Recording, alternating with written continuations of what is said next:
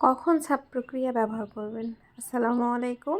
আজকে আপনাদের সাথে শেয়ার করব কখন ছাপ প্রক্রিয়াটা আপনারা ব্যবহার করবেন। যখন একই রকমের ডিজাইন একটা ড্রেসে বা একের অধিক ড্রেসে অনেকবার করা হবে, তখন আপনারা এই ছাপ প্রক্রিয়াটা ব্যবহার করতে পারেন।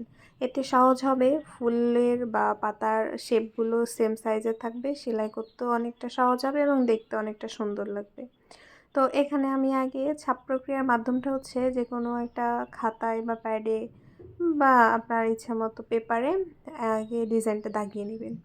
এরপরে যে কাপড়ে আপনি দাগাবেন সেই কাপড়টার নিচে সেই খাতাটা নিয়ে একটু হাত দিয়ে ভালোভাবে কাপড়টা যদি টেনে ধরেন তাহলে কিন্তু স্পষ্টভাবে দেখা যাবে যে নিচের ডিজাইনটা কীরকম আছে।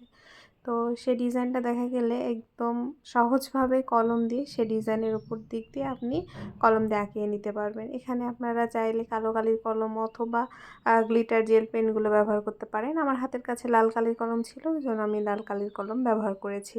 তো ঠিক এই রকমভাবে আপনারা বিভিন্ন ধরনের ডিজাইন ছাপ প্রক্রিয়ার মাধ্যমে করতে পারবেন।